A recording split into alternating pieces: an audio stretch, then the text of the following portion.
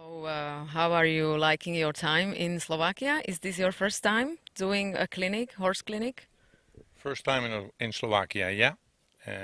How can it not be nice in such a beautiful place? So I think we are very happy to be able to host you here in the clinic.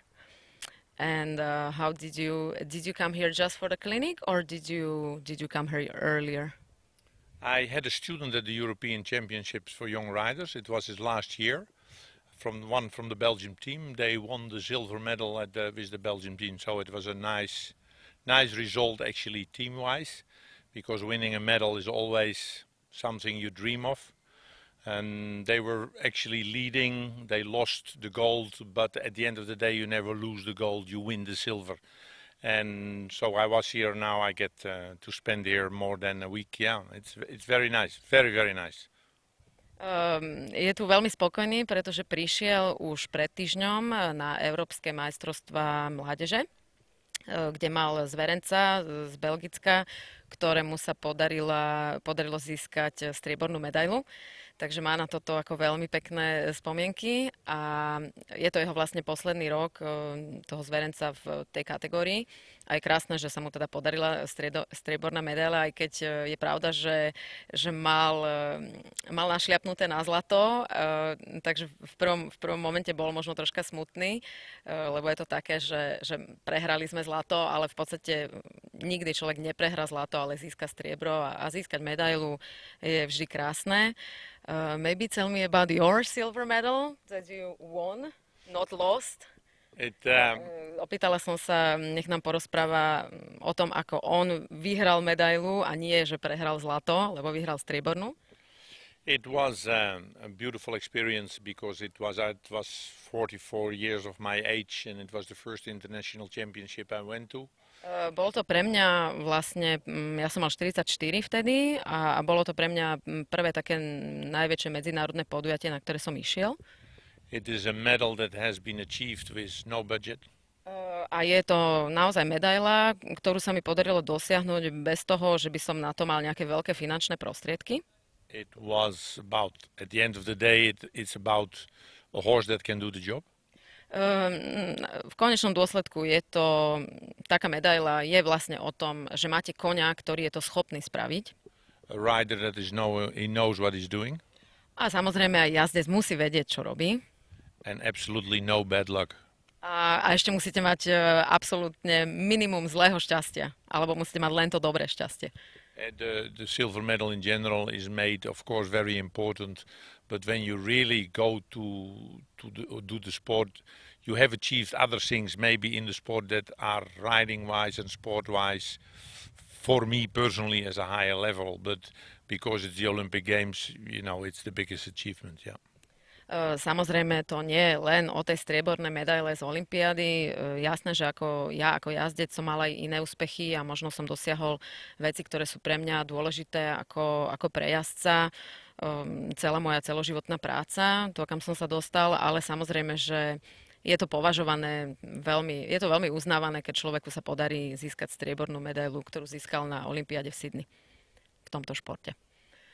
So maybe tell us more about how you see the Slovak equestrian sport. When we train on a level like we have here for 3 days, the level is worldwide exactly the same. So in Slovakia they ride as well as anywhere else. Myslím si, že na tejto úrovni, na ktorej sa takto bežne pohybujeme, čo sa týka takého trojdňového sústredenia, ako teraz robíme, dá sa povedať, že slovenskí jazdci sú v podstate na rovnakej úrovni, ako je všade vo svete. V podstate na tejto úrovni slovenskí jazdci jazdia rovnako dobre. Very much of every riding system is based on the German riding system due to the fact that Germany has for very many years been the successful country. Je pravda, že v podstate celosvetovo sa dá povedať, že tento jazdecký šport, čo sa techniky týka, je založený na nemeckom jazdení, pretože je pravda, že dlhoročne nemecké jazdenie, alebo respektíve Nemecko bolo považované za tú najúspešnejšiu krajinu. But then the Dutch and the French, they are also very successful, maybe even more now, so? At the moment, yes, but still, let's say what is in the memory of the people and the riding method It's very much based on the German way of riding, very physical. Je pravda, že v poslednej dobe už aj iné krajiny sa derú do popredia v tomto športe, ako Francúzi a Holanďania v neposlednom rade, ale je pravda, že ľudia si stále pamätajú a možno také tie najväčšie úspechy sú stále považované za tie nemecké a to nemecké jazdenie je veľmi fyzicky náročné. So what is your take on your what is your system, or how do you like to ride, or how do you like your riders to ride? The riders have to ride like I ride, because A ja trvám na tom, aby jazdci, ktorých učím, jazdili tak, ako ja chcem. A ja mám troška iný systém. So tell us more about your system. it's not that they have to ride like I ride, but I tell them what I do and how I do it and why I do it. Ale ja, keď učím, ja sa snažím ukázať jazdcom a povedať im to, ako to ja robím a to, prečo to robím a tak sa snažím, aby to robili. The riding system that I'm teaching is totally based on the way of the natural functioning of the human being and the animal. So there is no artificial stuff in it. Also the system should be based that everybody can do it. Ja sa snažím učiť systém, ktorý je založený na prírodzenosti aj koňa a aj jazdca a snažím sa, aby to bol systém, ktorý je v podstate, ktorý môže robiť každý.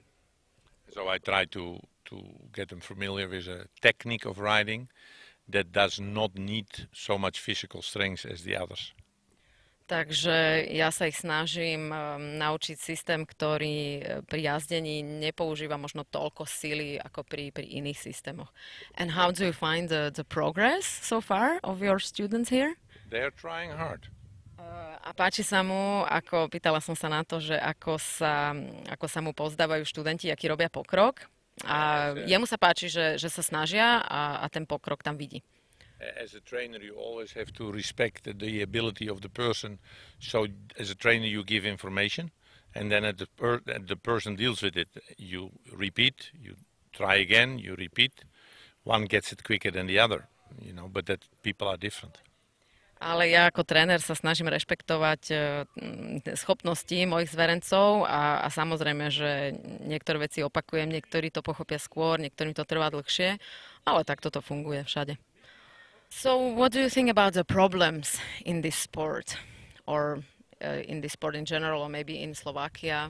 What do you think are the biggest issues that this sport has, or the biggest obstacles that the riders or this sport in general has to overcome? Takže som sa pýtala, že čo je pre neho, kde vidí problematiky alebo problémy tohto športu, či už na Slovensku alebo vo všeobecnosti, čo je vlastne pre jazdcov treba prekonať. When you do a sport, let's say now in this case horse riding, it's all about what do I want? Can I financially afford what I want to do? Je to v tomto športe ako aj v iných športoch. Veľa závisí od toho, čo chcem.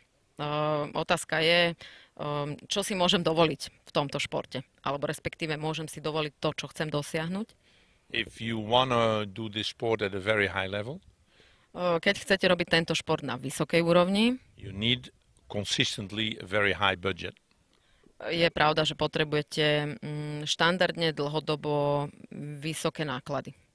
When you don't have that, a keď to nemáte, you can by accident fall onto a good horse, and when you ride well, you still can do some amazing things like I did myself, winning a silver medal. But then you have to accept that you once in a while ride at a higher level due to the fact that the finances are not available consistently. Je pravda, že sa vám môže podariť urobiť dobrý výsledok, keď máte naozaj šťastie na dobrého koňa, ale musíte v podstate akceptovať, tak ako sa to stalo aj mne, že keď nemáte k dispozícii jednoducho také prostriedky, aby ste to mohli robiť celoročne, tak sa vám stane, že na tejto úrovni budete jazdiť len veľmi krátko. You can compare it a bit with Formula 1 racing, Although budgets are a little lower, but it is a sport, it's a sailing, it's a motorsport, it's car sport. The moment that you need a tool to buy to be successful, you need money. It's very simple and you cannot go around it. Je pravda, že v tomto športe sa nedá obísť ten fakt, že potrebujete na to prostriedok, na vysokú úroveň, ktorý je veľmi drahý. So, did you see any really good horses during the championship, or even maybe Slovak ones with the Slovak riders? I have not seen everybody, but with the junior riders in general, because the parents can afford it, you see very, very good horses. And they need them, because otherwise you can't perform. But at the end of the day, it's all about availability of finances, how quick and how good I can reach the top.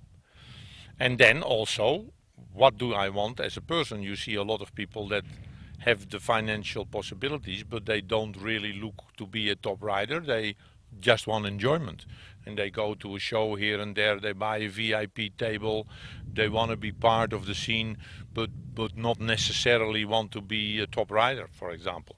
And so it's a sport that people enjoy and can do in very many different ways.